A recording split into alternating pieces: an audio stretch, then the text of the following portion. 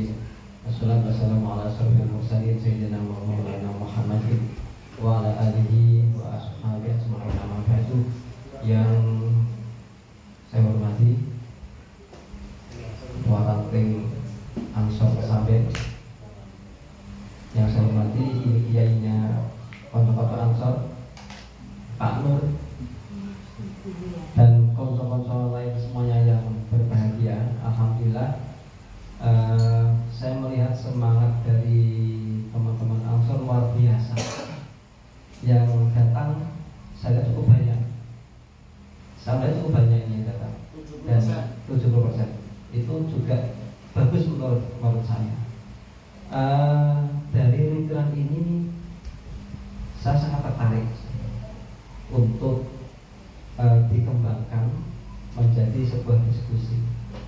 Benar tadi apa yang disampaikan Pak Nur, Ustadz Nur, bahwasanya kajian ini memberikan pemahaman kepada kita tentang amalia-amalia yang selama ini sudah berjalan atau sudah masyarakat untuk warga Nahdi, bertahlilan, macam-macam ya, jenis segala bentuk aktivitas yang saat ini terjadi di masyarakat, yang memang para pemuda itu perlu dibekali apa sih dasarnya untuk melakukan hal tersebut.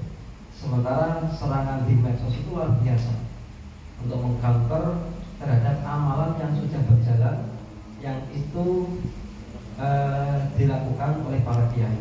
Tidak, kalau yang melakukan itu bukan para kiai, tapi yang melakukan para kiai.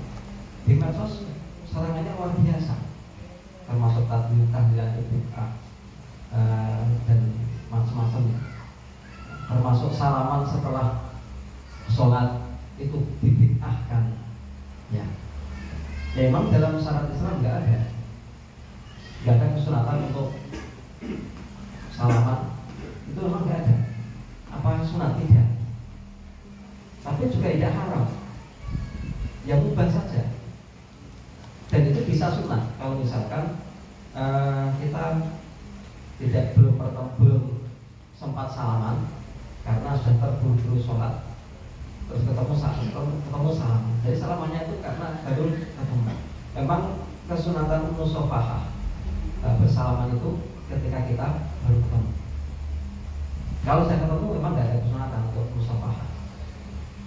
Berangkat ke masjid misalkan, terus bareng, terus gue jejen, terus salam, terus salaman. Memang tidak ada kesunatan. Tapi itu boleh-boleh saja, sama saja. Dan terkadang kalau kita nggak mau salaman, terkadang ya itu dianggap angkuh kalau tonggoni. Nah, menghindari sesuatu yang bersifat negatif itu adalah baik. Salaman ditapani.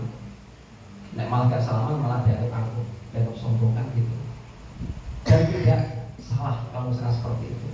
Tidak sampai masuk ke bid'ah. Kalau masuk bid'ah itu namanya itu. Itu sama halnya ketika kita kemudian salam terus nyekel HP. Apa hukumnya? Ya boleh-boleh saja.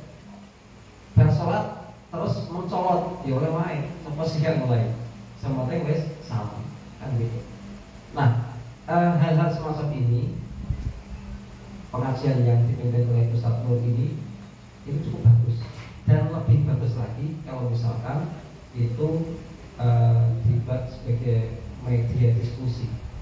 Setelah ngaji itu kemudian dibuka ruang diskusi, itu akan menarik sekali. Mungkin teman-teman ketika melihat HP itu menemukan sebuah pernyataan-pernyataan atau mungkin hadis-hadis yang dibawa oleh mereka yang itu tampak ya tampak amalan yang dilakukan oleh orang-orang NU itu adalah bid'ah, misalkan seperti itu. Nah, ini perlu didiskusikan seperti itu. Kalau misalkan di tingkat ini nggak ngatasi, di kesampaian banyak yang maka bisa dibahas. Nah, ini saya pikir menarik. Artinya untuk meningkatkan kapasitas kita, kapasitas keilmuan. Nah, kita masih segini, kemudian benturan sama mereka, kita dianggap hadis oleh ngalimu, kita nggak paham hadis.